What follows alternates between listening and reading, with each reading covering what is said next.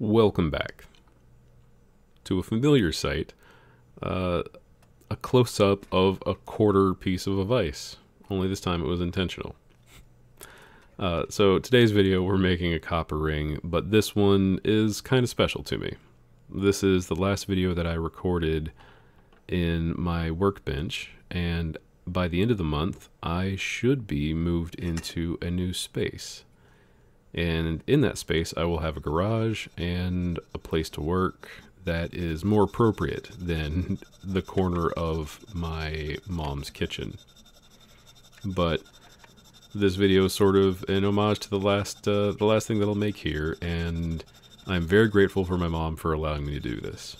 And it's a copper ring because copper was the first metal that I wanted to try to make rings out of. It's very pretty, and after watching one of my friends make a copper ring for the first time, like soldered, bezel, stone, the whole 9 yards, it was really, really cool to look at. I hadn't soldered anything into that point. All I had done is what I did before on this channel, which was hit things with a hammer and don't make them connect. But since then, since watching that, thank you, Andy, I really enjoyed this. Like, this whole process. Work with your hands, you don't sit in front of a computer, except for now we're recording a video, and it's the end product is something neat and pretty, and it can evolve over time. Since copper oxidizes, it has really cool ranges of colors. Since it's a malleable metal, I could put more texture on it, I could file it down like I'm doing right now. This is a terrible how-to video. When you follow anything that I'm doing, I highly encourage you to do it better than I do.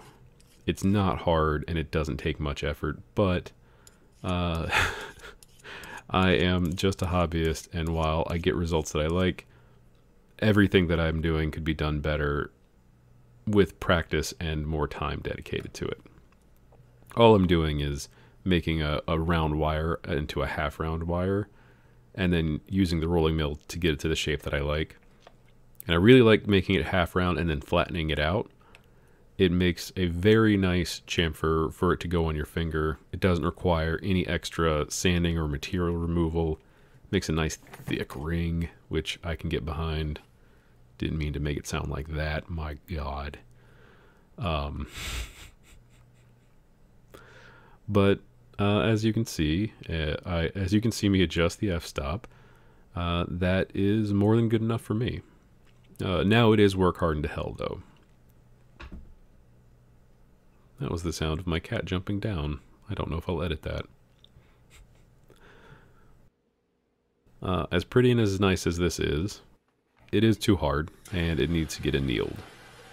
That's easy as hell. Make it hot, get it red, throw it into the water. And this is the last time I'll be being a living fire hazard in front of my mom's sink. It works out really nice. And she's not here, so she can't hear me do this. Always use a propane torch. MAP gas is too hot. It can melt and things can fall onto the ground and be really scary. Get out of here, garbage. But now that it's annealed, it needs to be wrapped around a mandrel to make it roundish. My preferred method is to make the wire too long and then cut it to shape and then save the scraps. Scraps can always be melted down. If you're terrible at saving your scraps like I am, and by saving I mean putting them all into a bucket, then I'm going to have a mystery metal at the end that I don't even know if I can use. But I'm going to anyway. So I'm not actually aiming for a particular size. I'm just putting it around a particular part of the mandrel I always put it around. I think it's maybe 8 or 9. Yeah. And this results in a ring that always fits my ring finger. I couldn't tell you my ring sizes anymore. My fingers have changed shape a little. But aside from always getting lucky, I would like to practice making a ring that is the size from the top of the mandrel all the way to the bottom and see what that takes. and see how fast I could do it. This isn't a very long process. I think in a lunch break I've made at least one ring before. But I have been out with Achilles tendonitis for quite a while, so standing at my bench was impossible for about 2 months. The last video that I put up, that was recorded a decent while ago, so I am out of practice with my bench shenanigans. Still, I get the job done. You wouldn't be watching it if I failed here and then threw it all away. Or would you? No, I don't think you would. Or, so, as you can see, I am desperate to not cut into my fingers, even though it looks like I'm going to. I promise you I don't. Also, the result of going only partway through and then snapping it off means that I have to file down the little nub that's left over. Yep, there it goes. This is my favorite hand file, by the way. This is a number 4, I think. Maybe Swedish, maybe German. It's so smooth.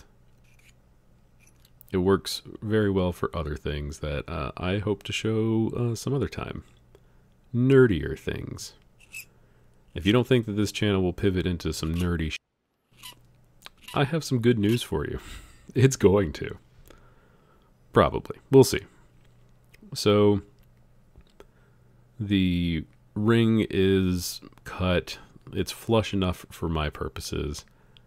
This is my favorite way of flushing a ring that's too thick to do by hand. This works out really well, because I can put my whole body behind one side, and I don't need to stabilize it. This is where it's at. And, as you can see, eventually, it's relatively flush, and it honestly, this is where I should have left it. But what I thought was happening and what did happen were two different things. I thought that there was a little bit of gap there that I could fix. Being out of practice as I am, this is the right way to do this. You would saw through the saw cut that you've already made and flatten both sides. To be perfectly honest, this did not work. I cut out 20-30 minutes of extra footage of me like tapping it with a mallet, and this just made everything worse. So eventually I just settled on getting the ring to touch again and then filling it in with solder. And it worked out just fine. I'm wearing the ring right now. So once again, you get to see my favorite method. You bend it, you push it a little farther forward, you get it just flush, and you're good. Now you're ready to solder. I have this weird spray bottle of solder that I just use the end of to put just a little drop of solder where I need it. I cook the solder. I'm positive that's not how you're supposed to say that. But I get the whole ring hot. I've been watching much more experienced people do it. That's how I do it. It seems to be the way to go. And honestly, since metal expands when it gets hot, this is probably the best way to go about it. You want the whole thing to sort of heat up and cool down relatively evenly to put as little stress on it as possible. But there you go. Just like that, you almost watch me throw a very hot ring onto a pile of woodworking bench. And man, it's pretty, but it's very hot. So that's it. Ring soldered. At this point, it will need to be quenched and cleaned up, but it's a ring.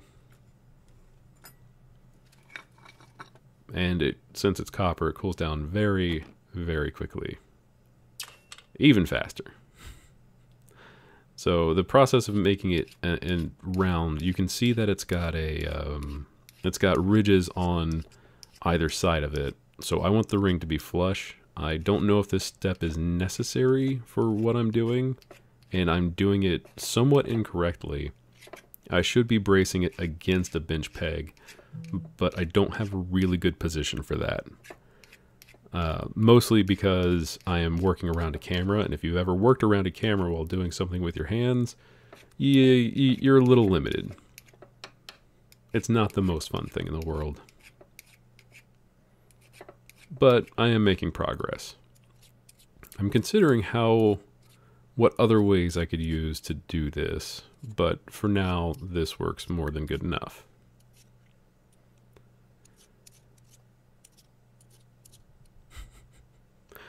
Oh man, I learned a lot about cameras in the last year.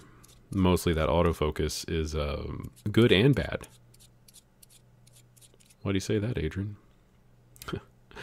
Oh, that's why. But as you can see, the job is getting done. And while you're at it, and if you've made it to 11 minutes and 11 seconds, hit a like, hit a subscribe.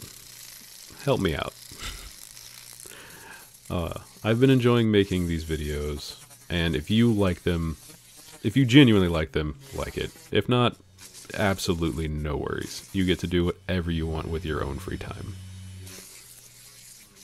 Like hearing me rant about hand filing and watching me do this with a drum sander on a mandrel. I'm using 1000 grit to clean up the inside of the ring, which is a little too fine to get rid of some of the sharper areas on the inside from the saw cutting, but it gives me an idea of how good the finish is on the ring, and honestly, I like it.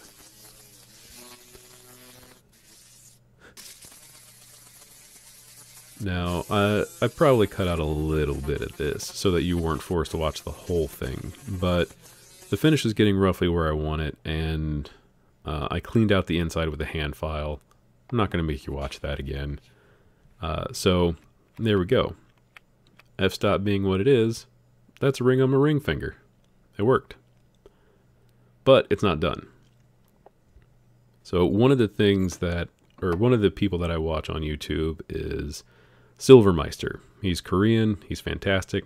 That's the hammer that I worked on in the last video. And this is very reminiscent, if not very similar to the kind of ring that he would make. Being a Silvermeister, man, he's cool. This is his style. He would texture the ring and then texture the sides, which I will do. But he has a very cool hammer. He has a very cool handmade texture hammer, which I have something similar, but I really wanted to use the hammer that I fixed up in the last video. And it doesn't take long, but you can see that it made the ring bigger as I was hammering. And now it fits on my middle finger quite well, so I can wave very nicely. But now it's time to do the sides. I really like this effect. I also like this effect in combination with oxidizing the ring, but I decide to leave this one clean.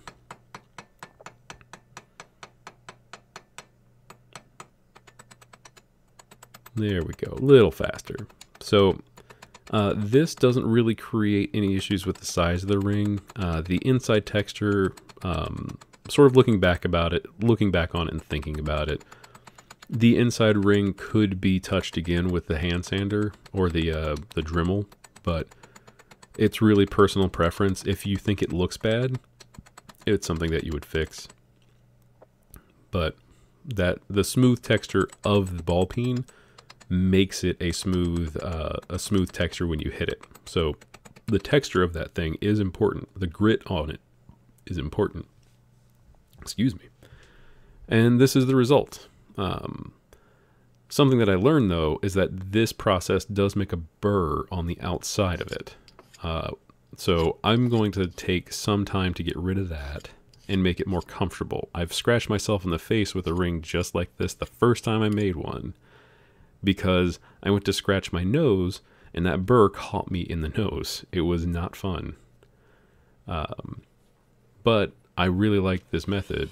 First with the hand file and then with this green nondescript abrasive circle. This has led to it being both comfortable and not dangerous for the wearer. It's very important for anything you're wearing to not be dangerous for you. Cannot emphasize that enough. Your blood stays in your body. Your rings stay on your finger. Everybody gets happy. Yeah, I'm going to hit the inside of it anyway. The green one leaves a pretty nice inside texture. It's not the cleanest thing in the world, but I'm happy to get back to it, and I will be happy to have a little more space for some bigger projects. There's even a possibility that I will be making metal parts for Gundams that I've been making while I have been laid out without being able to walk. So, there it is. A solid middle finger ring. Thank you very much for watching. If you like it, like it. If you don't, don't. Subscribe if you want more, because I'm going to keep doing this shit.